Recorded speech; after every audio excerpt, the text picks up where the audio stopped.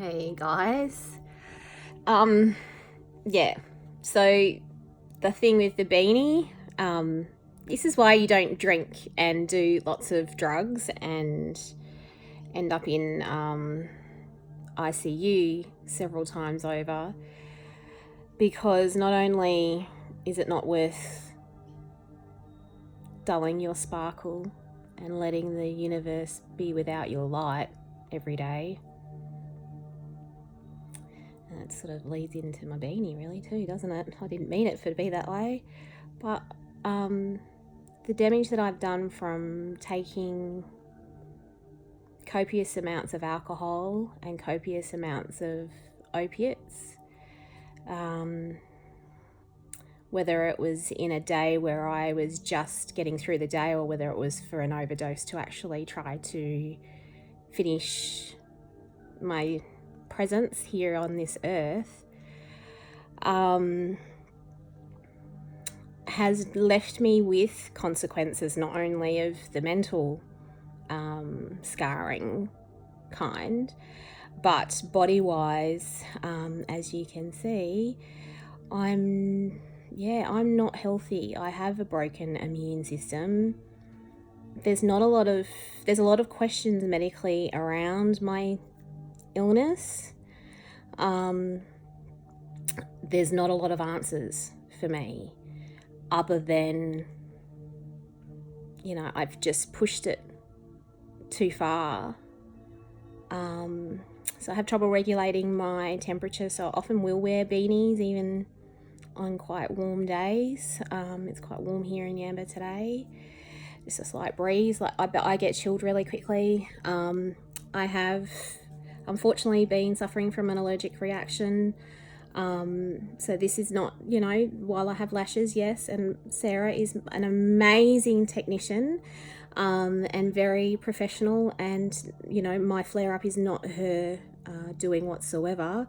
I just am super sensitive to specific products, and sometimes, like with my hairdresser, Kath, who thank gosh I see next week, she's been away. We have to, both the girls spend a lot of time being very caring towards me, and very supportive, because they have to take extra care with just products they use on me, because my immune system and just general, allergic reactions will happen. And, with the case at the moment, I'm battling taking steroids, again, where I have to sort of have steroids in order to just function. And the problem with me being on steroidal medication is that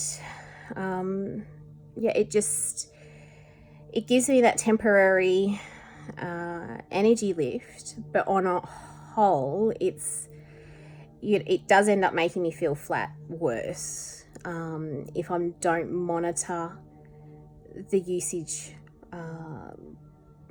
and follow basically exactly what the doctor and I feel is best for me, and listen to my body. But yeah, it's consistent steroid use. It is not good either, and I have watched that with my own members of my own family. My grandmother in particular, I watched her over, the course of, she passed away when,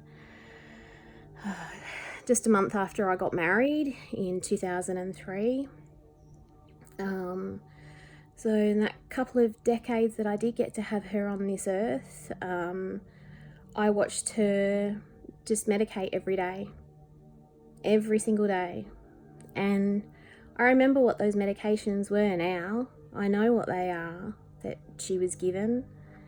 And I am very, very, very, very mindful of, I just don't want to go down that path, because I've already been down it too. This leads into family trauma, and this leads into behavioral patterns.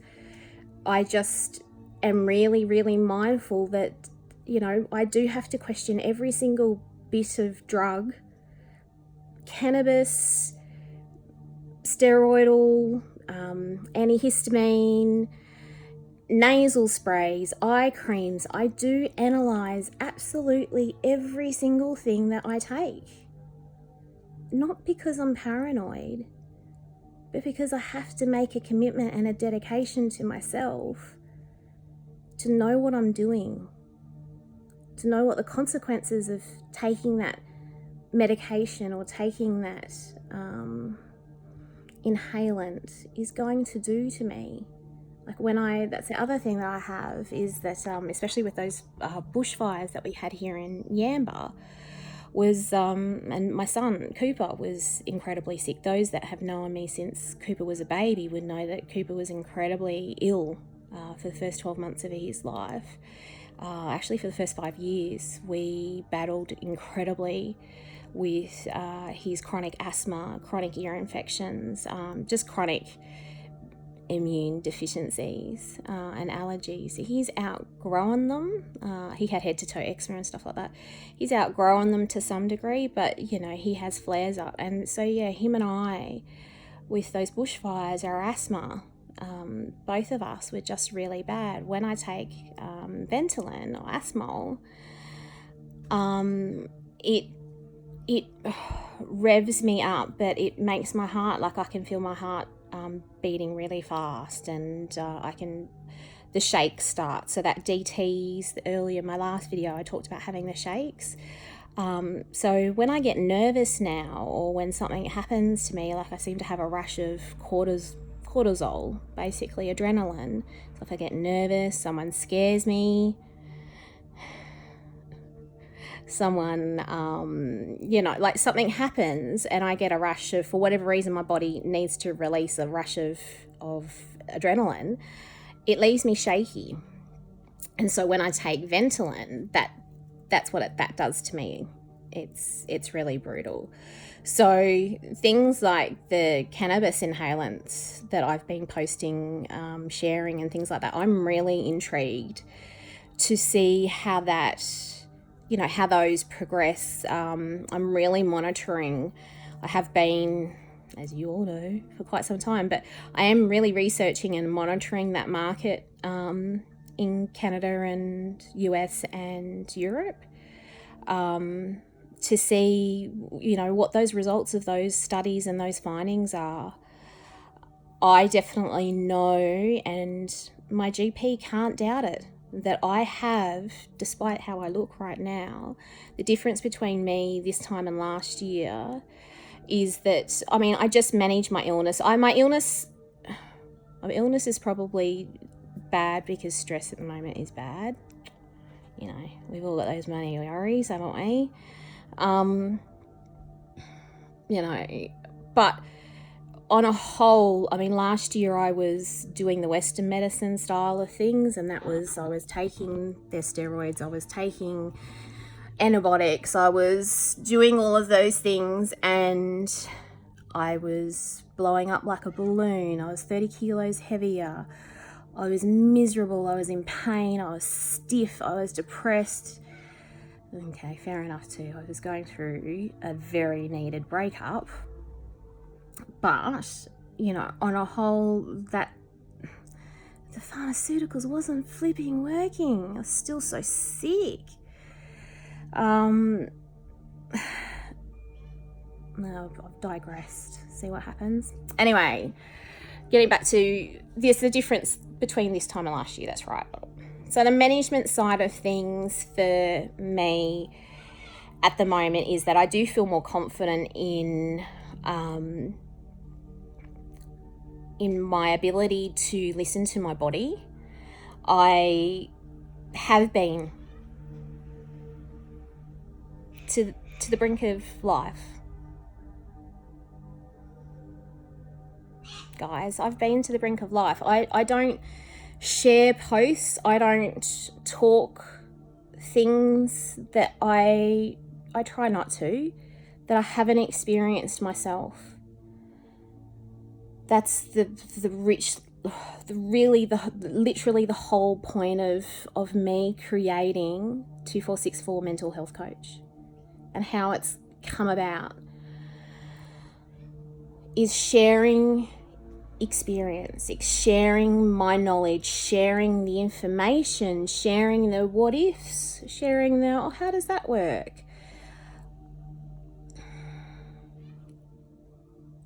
In a way to connect, in a way that I know that it helped me seeing somebody else do it for me in my newsfeed.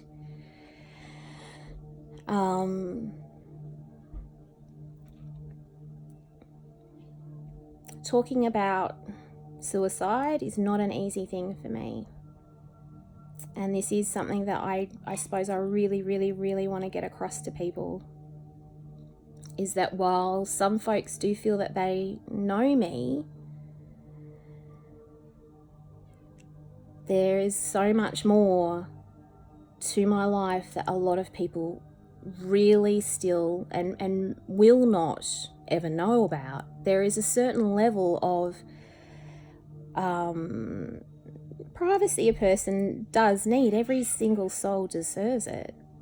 But as far as talking about experiences, particularly that have injured my soul or led me to the brink of life, like in the miniseries, the Netflix miniseries Unbelievable, where she was at the start, where she was on the bridge and she was going to jump off. When I was watching that scene, I can actually feel it now. I could feel the emotion. I could feel every single bit of, that's why it's triggering. That's why these things are triggering, because if you've come close to experiencing something like that, or if you can relate that to something, you know, that's how it's a trigger response. It's a trigger in your memory, you know, and triggers can be good, triggers can be bad. It's getting the wording right, so people can understand the importance around things. Anyway, back to that emotion I could feel. I could feel the intensity that she was feeling. I could relate. When she got back over the other side and went back and sat on the ground, fell to the ground, you know, like the sheer desperation, that didn't work either. She didn't want to die. That I related to.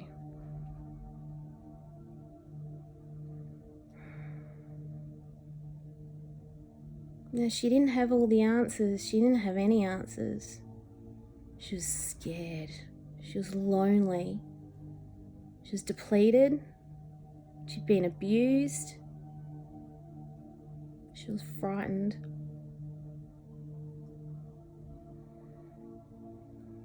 There's something in her kept getting up.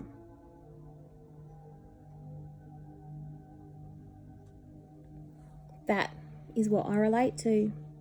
And that's the story that I hope that me sharing what I have been through and gone through, still go through in the future. The way I coach and the way I express myself is often through sharing experiences, and that is not to boast about myself. I do it in a way to connect with somebody. It's something that I've had to learn about myself because people found it quite intrusive, and I had to learn about it. I had to learn about why I was doing it. I had to learn about what was it that, why did I create someone else to feel uncomfortable when I, sort of download all my info onto them.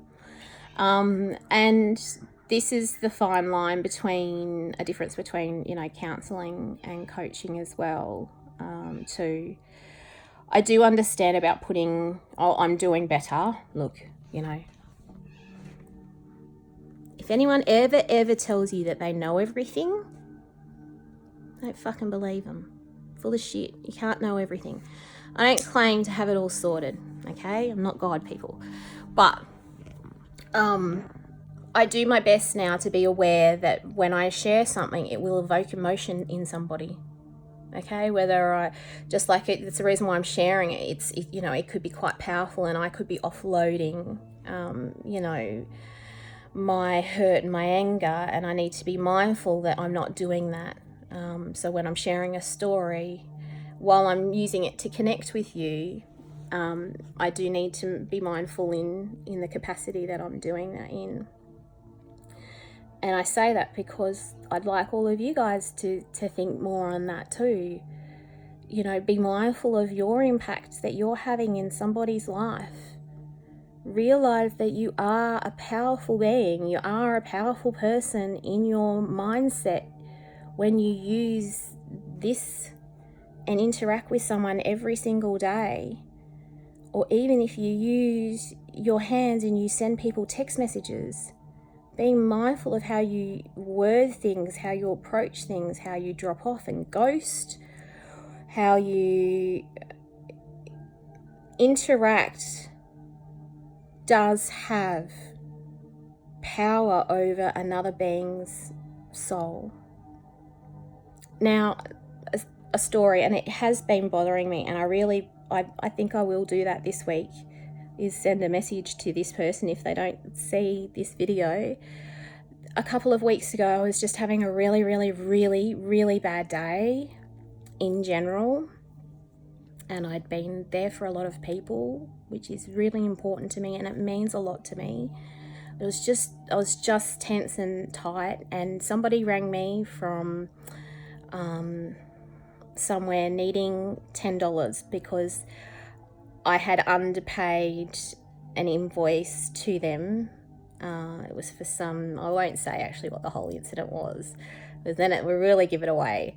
But anyway, they needed $10 from me, and that was fine. And it just took a bit because they were trying to explain why they needed to get the $10 from me. And I just wanted them to get to the point so I could get on with my day and stop the waffling. And it wasn't her waffling at all. She was just trying to explain the situation to me, and I just snapped at her and I just said, what do you need? And I just blurted out my credit card number, and we hung up the phone. And I am so sorry to that soul, and I will be calling you because I'm pretty sure I made her feel like fucking shit. And she didn't deserve it. She was just trying to do her job. She's just trying to make a living.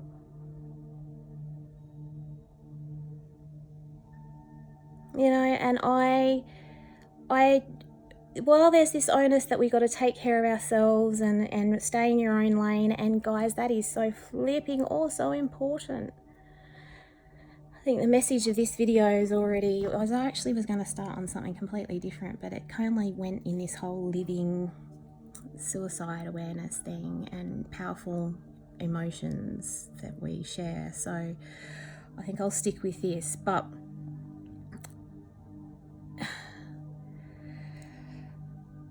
we do need to understand as a collective society that how we treat another human being in every single moment counts. How we leave them feeling, how we charge them for their time and services, whether it's a business transaction or whether it's an emotional exchange. We should hold ourselves still highly accountable to a code of ethics of just being basic good human beings. And you can start by doing things like that in your social media feeds. Be kinder to one another in your social media feeds. Stop dogging on each other. You know, don't stop the humour. You know I love my humour. You guys don't always love my humour posts, but, you know, in general, humour's one thing. It's got a time and a place though, because mental health is another thing, and it has a time and a place. We can't be standing up saying we want change and not doing anything about it. I want change, and that is why I'm doing what I'm doing. It's why I've created and designed a life that facilitates my inner being, my inner soul, so it never lies on a hospital ICU bed with my 2 children looking at me, wanting to know if their mum is going to make it.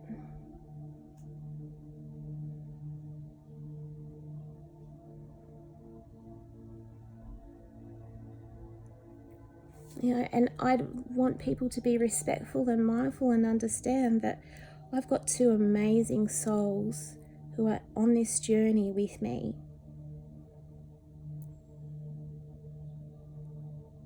And making them proud of me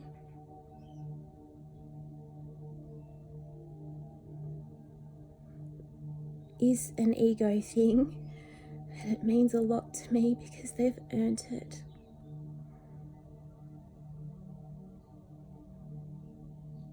And I know for both of them that neither of them want another child to go through what they've had to go through over the years.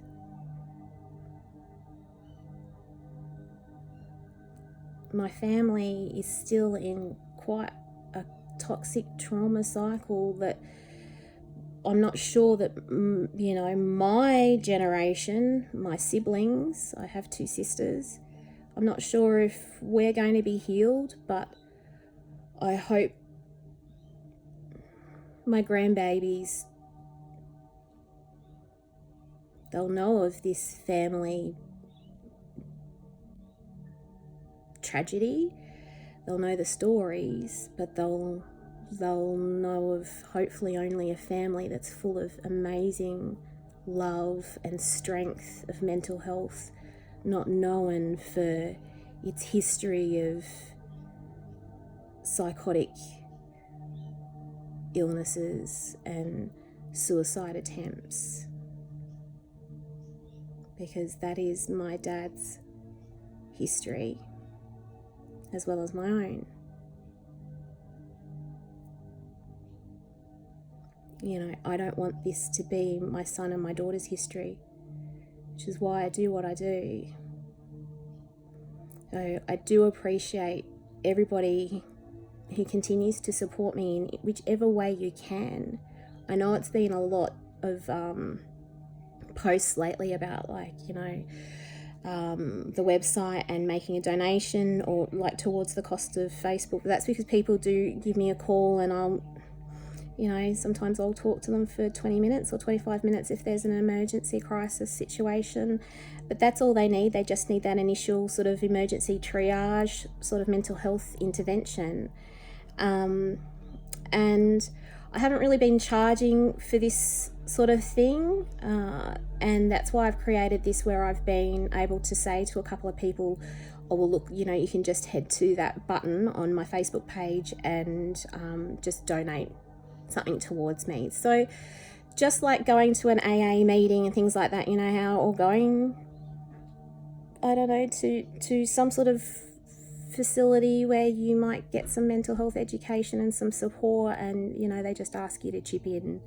That's what I'm just trying to create there. So that sort of support I do appreciate. Like I said, I'm sorry if it seems to blow up your newsfeed a little bit, but getting those likes across into YouTube and things like that, I need that for future progression with this idea, you know, this social media hub that I'm trying to create with Mental Health Coach at the moment. I don't want to talk about too many ideas, but you get the gist of it all. Thanks for listening. We'll see how this video goes. I will like to start doing live soon, so we'll see how my illness and time sort of spans out. I suppose the thing for me with lives is that what I need to do with lives, and the reason why I haven't done that is because I would like to have at least a second person definitely present with me who is monitoring the comments. It's very, very critical for me that there is a code of ethics upheld on social media as best as possible, just in God I was trying to say earlier. And that is, you know, there's just a standard I feel that needs to be kept, and I'm not able to monitor all of those comments. You know, potentially I've got 6,000 followers, so I need to be, look, you know, there might only be 3 people that jump on a live, and then obviously there's no need, but that's not, I need to be ready. I'm a business orientated person, obviously, and I just know, and you know, like I said, that rolls into basic business management and mental health practice around a business. So for me, that would be negligent of me to jump on and create a live when I don't have adequate, at least another human soul who's capable of helping to monitor comments immediately, and just process, you know, and delete things that might be triggering or offensive or hurtful to someone, and just keep me in check too. That sort of takes the stress and the pressure off me, because when I'm talking I get quite engrossed in it. So then if I was watching comments as well at the same time at the moment, just with my brain not functioning 100%, with just not feeling the best, yeah, I just sort of would feel more comfortable that there is another person present. So as soon as I have got that facilitator, which there is someone that I'm thinking of, and I know she knows who it is, as soon as that sort of starts, I can get that all organised. Anyway, blah, blah, blah, blah.